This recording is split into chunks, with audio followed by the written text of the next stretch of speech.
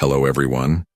In today's video, I bring you an incredible and transformative story that will change the way you view life.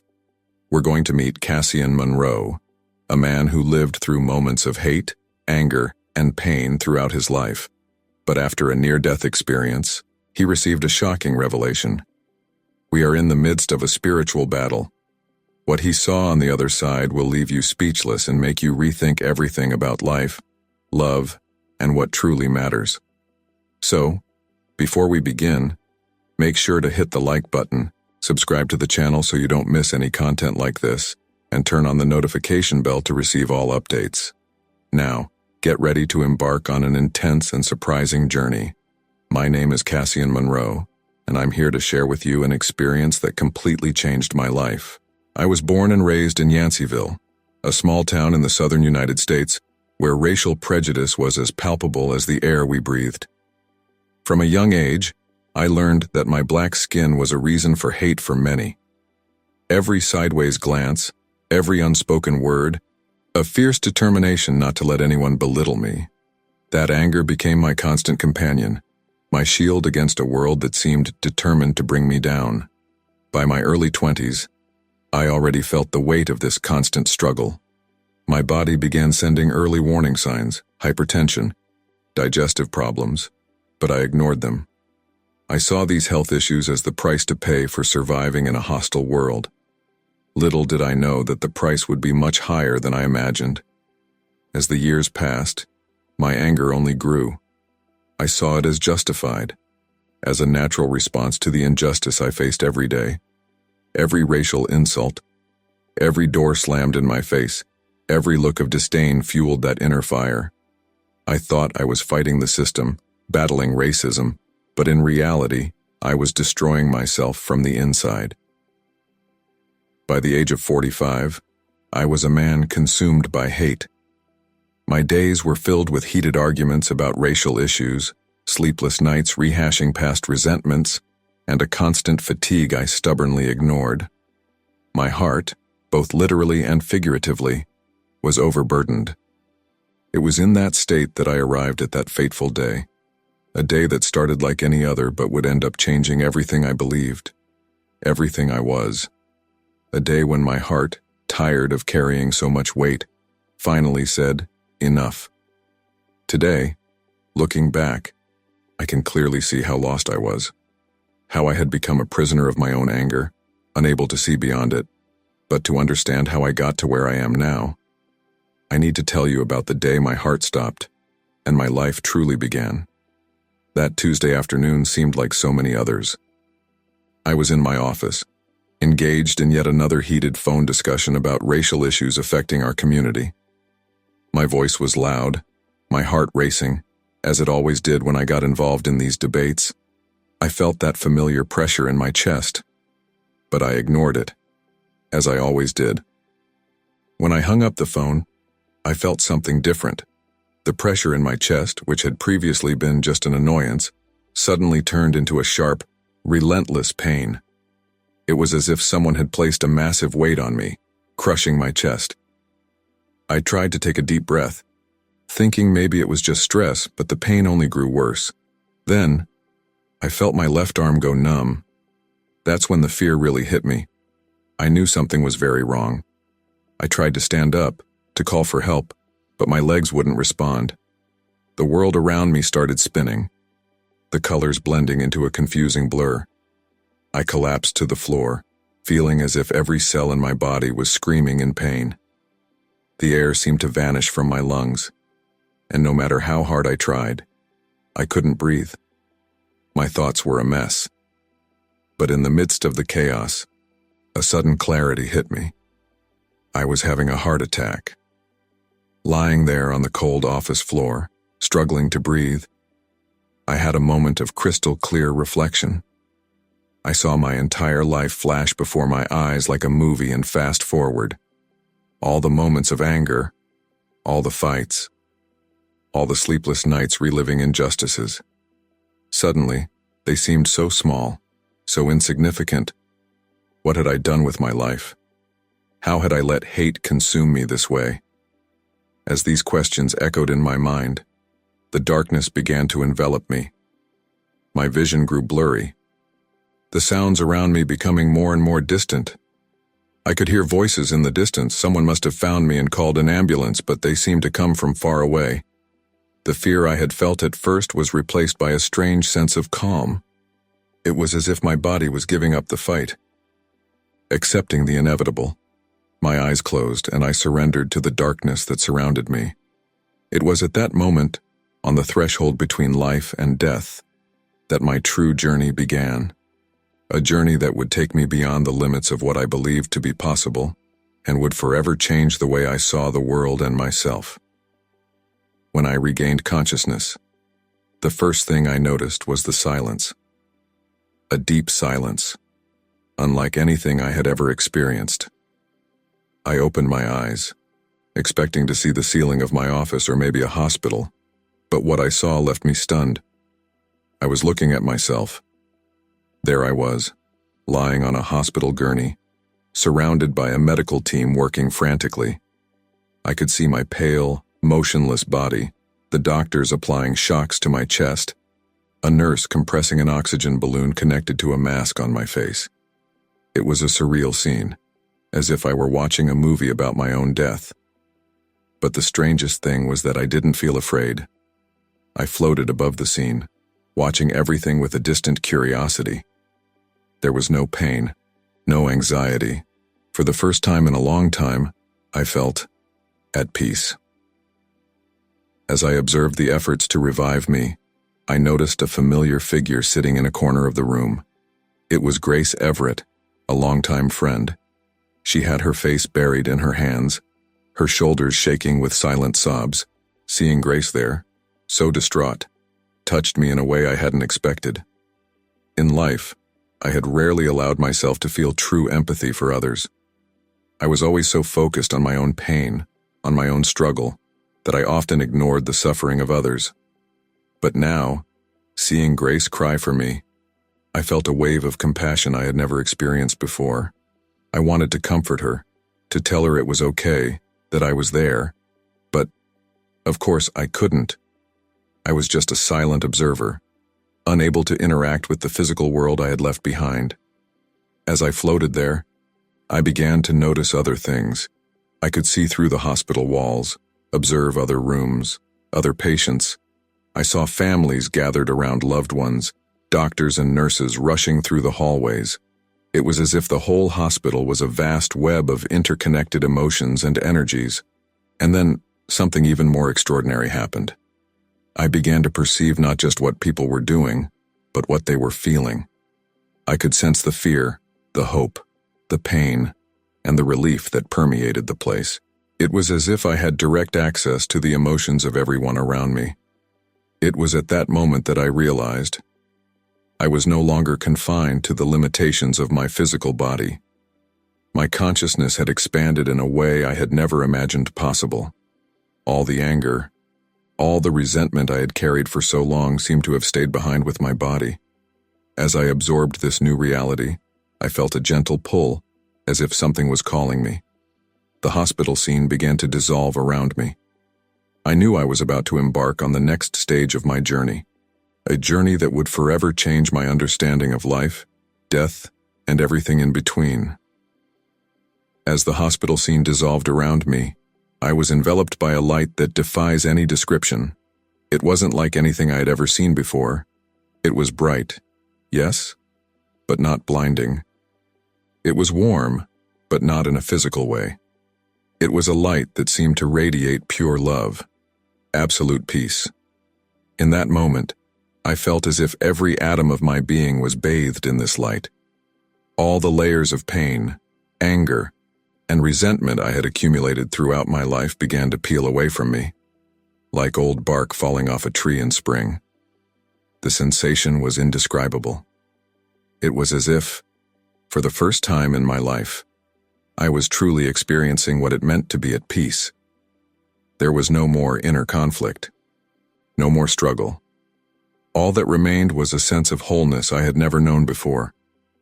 In this light, I began to realize that everything was connected, not just people, but every particle of the universe.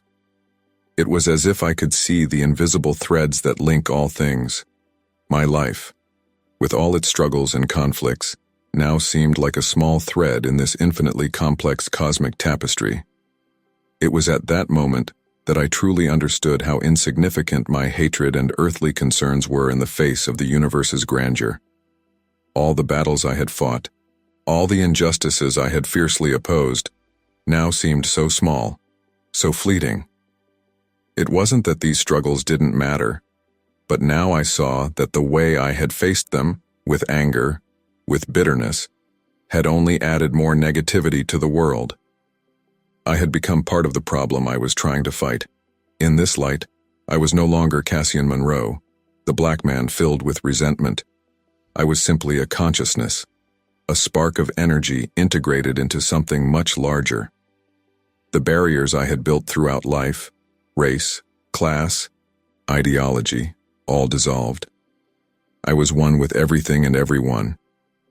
The light showed me that love, not the romantic or familial love we know on earth, but a universal, unconditional love, is the most powerful force in the universe, and that this love is available to all of us, all the time. We just forget about it, lost in our daily struggles. As I floated in this light, I felt a deep sadness for all the times I chose hatred over love, anger over compassion, but it wasn't a painful sadness. It was more like a compassionate understanding of my own human limitations. And then, just when I thought nothing could surprise me further, the light began to intensify. I felt that I was about to experience something even deeper, even more transformative. I was about to enter what I can only describe as the heart of the universe.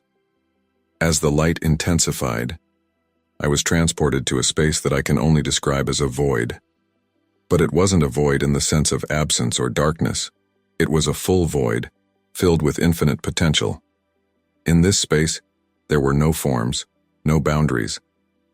It was as if I was floating in an infinite ocean of possibilities. Each drop of this ocean contained entire universes, countless lives, realities beyond my comprehension. The most surprising thing was that, in this void, I could perceive everything at once. Past, present, and future didn't exist as separate concepts. Everything was happening simultaneously, in a cosmic dance of constant creation and dissolution. I saw civilizations rise and fall in the blink of an eye. I saw stars explode and new galaxies form. I saw the history of Earth unfold before me, from its birth to its eventual end. And amidst all of this, I saw my own life. Not just this incarnation, but all the lives I had lived and will live. It was an overwhelming experience. My human mind could barely process everything I was witnessing. But at the same time, there was a part of me that seemed perfectly at ease in this realm of infinite possibilities. As if I was finally home. In this state of expanded consciousness, I began to understand fundamental truths about existence. I saw that life on Earth, with all its joys and sorrows, triumphs and tragedies, was only a tiny fraction of our true existence. Our souls are eternal, always evolving, always learning. I understood that many of the conflicts we experience on Earth are reflections of a larger spiritual battle that transcends the physical plane. But it wasn't a battle in the traditional sense, of good versus evil. It was more like a cosmic process of evolution, where consciousness is constantly seeking to expand and elevate itself. As I floated in this full void, I felt a presence. It wasn't something I could see or hear in the conventional sense, but something I perceived with my entire being. It was a loving, wise, infinitely compassionate presence. And this presence began to communicate with me. They weren't words in the traditional sense. It was more as if ideas, concepts and emotions were being transmitted directly into my consciousness, and what this presence conveyed to me completely changed my perspective on life. I was informed that, on the spiritual plane, there is a battle happening. But it wasn't a battle of hatred against hatred, as I had experienced on Earth. It was a struggle of light against darkness, of love against fear. and the only way to win this battle was by abandoning hate and cultivating love and peace. This revelation hit me like a lightning bolt. I had spent my entire life fighting, believing that hate and anger were necessary to combat injustice. But now I saw that this approach had only fueled the cycle of negativity. True change, true evolution, could only come through unconditional love. At that moment, I felt a wave of regret for all the times I had chosen the path of hatred. But along with that regret came a deep understanding. Every experience, every choice, every mistake, all were part of my learning and growth process. And then, something even more extraordinary happened. The presence showed me glimpses of the future, not just my personal future, but the future of humanity. I saw that we were on the threshold of a great transformation, a shift in consciousness that had the potential to elevate our entire species to a new level of existence. But this transformation would not come without challenges. I saw periods of great turbulence ahead, where the forces of fear and separation would fight fiercely against the forces of love and unity. And I understood that each of us had a crucial role to play in this process. It was at that moment that I realized my journey on Earth was not complete. There was more for me to learn, more for me to experience, more for me to contribute. And with that realization, I felt a gentle but insistent pull drawing me back. The transition back to my body was as sudden as the departure. One moment, I was immersed in the full void, surrounded by infinite possibilities and cosmic knowledge. The next, I was back in my physical body, feeling the weight and limitations of matter once again. The first sensation was discomfort. After experiencing the freedom and expansion of the spiritual plane, returning to the physical body was like trying to squeeze back into a suit that was too tight. I felt pain, exhaustion, and a general sense of heaviness that didn't exist on the other side. I slowly opened my eyes, blinking against the fluorescent lights of the hospital. The voices around me, which had once seemed distant and unreal, were now sharp and urgent. I heard someone shout, "He's coming back." And suddenly, I was surrounded by a flurry of medical staff. As the doctors and nurses moved around me, checking my vital signs and adjusting equipment, my mind was still processing everything I had experienced. It was like trying to hold water in my hands. The more I tried to grasp the memories and sensations of my spiritual journey, the more they seemed to slip through my fingers. But some things remained clear and indelible. The sense of absolute peace, the understanding of the interconnectedness of all things, the realization that love is the most powerful force in the universe. These truths were etched into my soul in a way I knew I would never forget. As I regained full consciousness, my first coherent thought was about Grace. I remembered seeing her crying in the corner of the room during my out-of-body experience. I tried to speak, to ask about her, but my throat was dry, and my voice wouldn't come out. A nurse noticed my agitation and leaned over me. "It's okay, Mr. Monroe," she said with a gentle smile. "You had a heart attack, but we managed to stabilize you. You're safe now." Safe. The word echoed in my mind in a new way. I had spent so much time in my life feeling insecure, threatened, always on the defensive. But now, after what I had experienced, the idea of safety had a completely new meaning. I finally managed to murmur one word: Grace. The nurse understood immediately. "Your friend is in the waiting room," she informed me. "I'll let her know you've woken up as soon as the doctors finish examining you." In the following minutes, I underwent a battery of tests and questions. How was I feeling? Did I have any pain? Did I remember what had happened? I answered mechanically, my mind still partially on the other side, trying to integrate my transcendental experience with the physical reality around me.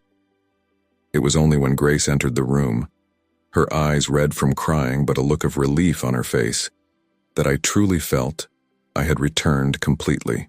Seeing her familiar face and filled with concern and affection anchored me back to the world in a way that nothing else could. "Oh, Cassian," she said, holding my hand. "I thought we lost you." I looked into her eyes and smiled. "For a moment, you did," I said softly. But I'm back, and nothing will ever be the same. In the days that followed my return, I underwent an intense process of readjustment. It wasn't just my body recovering from the heart attack. My mind and spirit were struggling to integrate the profound experience I had lived with everyday reality. At first, it was challenging. The world seemed both familiar and strange at the same time. The worries and conflicts that had once dominated my thoughts now felt trivial and distant. I looked at the people around me, doctors, nurses, other patients, and saw not just their physical bodies but glimpses of their eternal souls. Grace was a constant presence during my recovery. She sensed that something had changed in me, though she couldn't quite understand what. "You're different, Cassian," she said to me one day. More calm, at peace. I smiled. How could I explain to her the vastness of what I had experienced? How could I describe the feeling of being one with the universe, of understanding that we are all manifestations of the same cosmic energy? Words seemed inadequate to convey the depth of my experience, but I tried. Little by little, I began to share with Grace and other close friends fragments of what I had lived. I talked about the light, the full void, the understanding that love is the most powerful force in the universe. Some listened with fascination, others with skepticism. But the most important thing was that I no longer felt the need to convince anyone of anything. One of the most significant changes was my attitude toward racism and social injustice.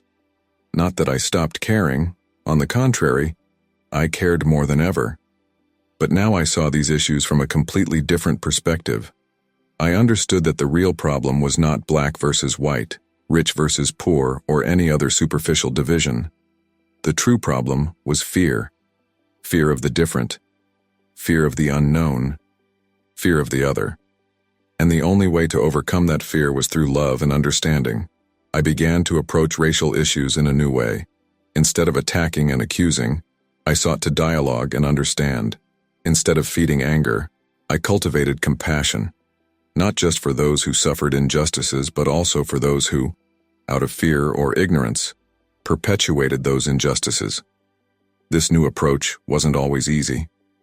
There were moments when the old anger threatened to resurface, especially when I witnessed blatant acts of discrimination or injustice. But now I had tools to deal with those feelings. I remembered the interconnectedness of all things, the illusory nature of the divisions we create among ourselves. My physical health also improved significantly. The doctors were surprised by the speed of my recovery. I knew this was directly linked to my new mental and spiritual perspective. The constant stress that had once eroded my body had been replaced by a sense of peace and acceptance. As I grew stronger, I began to think about the future. I knew I had returned for a reason. The presence I encountered during my near-death experience had shown me that I had a role to play in the great transformation that was to come. But how exactly was I supposed to do that? How could I share what I had learned in a way that would truly make a difference in the world? These were the questions occupying my mind as I prepared to leave the hospital and face the world with my new eyes. When I finally left the hospital, I felt as if I was being reborn. The world outside seemed the same, but my perception of it had completely changed. Every color appeared more vibrant, every sound sharper, and, more importantly, every person I encountered seemed to shine with an inner light I had never noticed before. In the first days at home, I spent a lot of time in silence, meditating on everything I had experienced and trying to understand how I could apply this new knowledge in my daily life. Gradually, I began to feel an internal calling to share my story. I started small, with close friends and family. Many were skeptical at first, especially those who knew me as the combative, angry Cassian Monroe. But as I continued to speak, with patience and love, some began to perceive the genuine change in me. Grace was one of the first to truly understand. "You really came back different, didn't you?" she said to me one day, with tears in her eyes. "It's as if you brought a piece of heaven back with you." Her words encouraged me to expand my reach. I began giving talks in community centers, churches, and even small conferences. I talked about my near-death experience. Yes, but more than that, I spoke about the lessons I had learned, the interconnectedness of all things, the power of unconditional love, the illusion of the divisions we create among ourselves. At first, I faced resistance. Some of my former companions in the civil rights struggle accused me of having softened, of abandoning the cause. Others simply couldn't understand how I could talk about love and forgiveness after everything I had been through. But I stood firm in my new truth. The struggle continues, Mel, I told them. But the real battle isn't against people or systems. It's against the fear and ignorance that exist within each of us. Gradually, my message began to resonate. People of all kinds, black, white, rich, poor, started seeking out my talks. Many approached me afterward with tears in their eyes, saying that my words had touched something deep within them. One day, after a particularly moving lecture, a young white man approached me. He looked visibly nervous. "Mr. Monroe," he said, I grew up in a racist family. I was taught to hate people like you, but hearing your story for the first time in my life, I feel hope, as if maybe we could really overcome all this. That moment was a powerful affirmation that I was on the right path. I realized that by sharing my experience and the lessons I had learned, I was planting seeds of change, seeds that, with time and proper care, could grow and transform our society in ways I could hardly imagine. Of course, not everything was easy. There were days when the magnitude of the task I had taken on felt overwhelming, days when the old wounds threatened to reopen, when the temptation to revert to old patterns of anger and resentment was strong. But in those moments, I remembered the light I had experienced, the unconditional love I had felt. I remembered that each of us is a spark of that divine light, no matter how obscured that light may seem at times. And so, day by day, lecture by lecture, conversation by conversation, I continued to spread my message. A message of love, of unity, of personal and collective transformation, a message that I knew had the power to change the world, one heart at a time.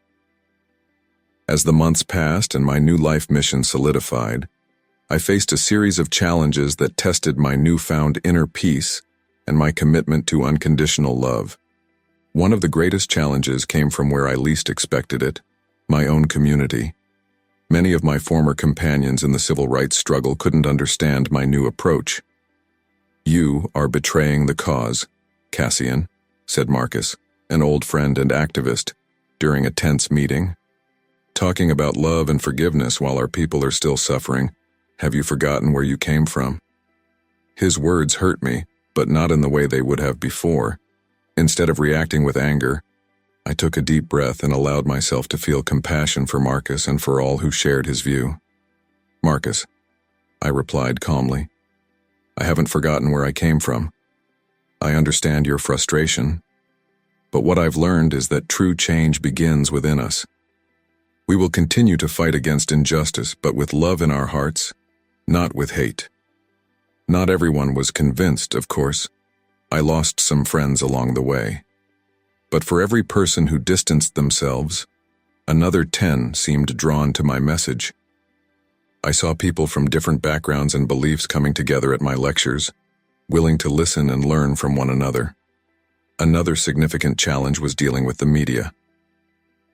When news of my transformation spread, journalists began seeking me out.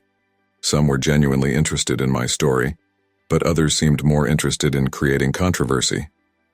One interview in particular stuck in my memory. The interviewer, a middle-aged white woman, seemed determined to discredit me. "Mr. Monroe," she said, her tone accusatory, "some would say that your new message of love is just a way to pacify the struggle for racial justice. How do you respond to these accusations?" For a moment, I felt the old anger rising. But then I remembered what I had learned. I looked into the interviewer's eyes and saw beyond her apparent hostility. I saw someone who was scared, someone struggling to understand a changing world. "I understand your concern," I responded gently. "But the love I'm talking about isn't passivity. It's the most powerful force that exists. It allows us to see the humanity in everyone, even in those who hurt us. It gives us the courage to continue fighting for justice, but in a way that heals rather than harms. The interviewer's expression changed subtly. For the first time, she seemed to genuinely listen to me. These challenges, although difficult, were crucial for my growth. Each confrontation, each question, each skeptical look was an opportunity to practice what I preached, to choose love over fear, understanding over judgment. Throughout this process, my understanding of what I had experienced during my near-death experience deepened. I realized that the spiritual battle I had been informed of wasn't something distant or abstract. It was something happening at every moment, in every interaction, in every choice we made. Every time I chose to respond with love to a provocation, every time I allowed myself to see the divine light in someone who disagreed with me, I was participating in that cosmic battle. I was helping to elevate collective consciousness, one small step at a time. And as I practiced this, something extraordinary began to happen. I started noticing subtle changes in the people around me. Friends who had once been skeptical began showing signs of openness. Strangers who came to my talks with defensive expressions left with soft smiles and bright eyes. Slowly, but surely, I was witnessing the transformation that had been shown to me during my experience. It wasn't always easy or comfortable, but it was deeply rewarding. In moments of doubt or fatigue, I remembered the words I heard in the full void. True change comes through unconditional love. And so, the anger that once consumed me has been replaced by deep peace. The fear that kept me on the defensive has given way to an openness and acceptance I never thought possible. My work has evolved and expanded in ways I could never have predicted. I see the fruits of this work every day. In communities where there was once tension and distrust, there are now open conversations and collaboration. People who once saw each other as enemies are now working together toward common goals. Of course, there are still challenges. The interconnectedness of all things. I remember that each act of kindness, each choice of love, has an impact that goes far beyond what we can see. Grace, my loyal friend, continues to stand by my side on this journey. She has become an integral partner in my work, bringing her own wisdom and compassion to our shared mission. "You know, Cassian," she said to me recently, "sometimes I still wonder what exactly happened that day in the hospital. But then I see the impact you're having, the lives that are being transformed, and I realize that it really doesn't matter. What matters is what you're doing with it now." Her words touched my heart because they perfectly capture the essence of what I've learned. It doesn't matter if people believe in my near-death experience or not. What matters are the truths that experience revealed to me. That we are all one. That love is the most powerful force in the universe. And that each of us has the power to make a difference. Reflecting on my journey, I feel deeply grateful. Grateful for the second chance I was given. Grateful for the lessons I've learned. Grateful for every person I've encountered along the way. Those who supported me, and those who challenged me. And above all, I feel grateful for the opportunity to share what I've learned. To be a beacon of light in a world that often feels dark. To remind people of their own inner light, of their own divine potential. I know my work is far from finished. The transformation I witnessed during my near-death experience is still unfolding, and each of us has a role to play in it. But now I face the future not with fear or anger, but with hope and love. Because now I know deep in my being that love is stronger than hate, that light is more powerful than darkness, and that together, united in our shared humanity, we can create the world we all dream of.